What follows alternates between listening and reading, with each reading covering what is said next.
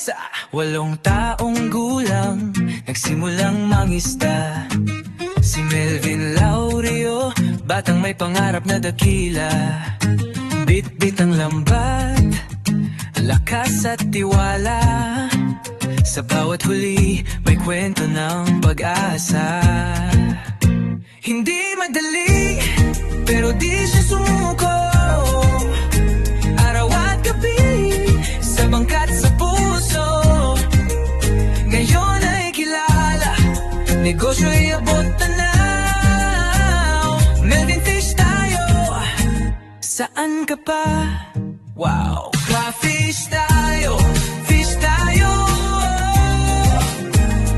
Fresh from Melvin, siguradong bago. Pa-fish tayo, fish tayo.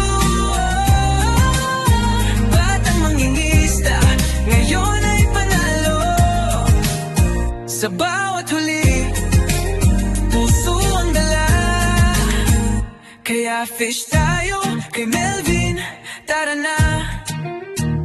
Tilapia, bangus at kung ano pa man, siguradong quality sa lasa pa lang.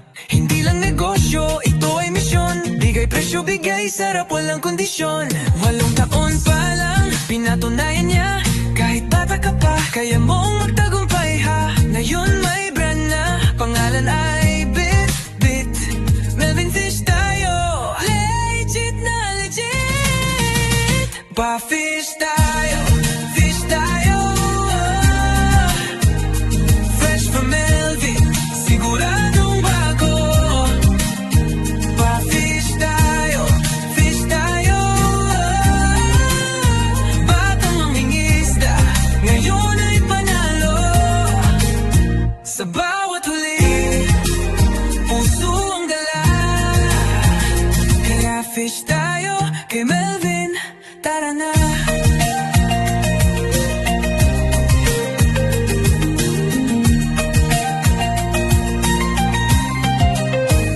Mula sa laot hanggang sa bayan, lahat ng isda may dangal at pangalan.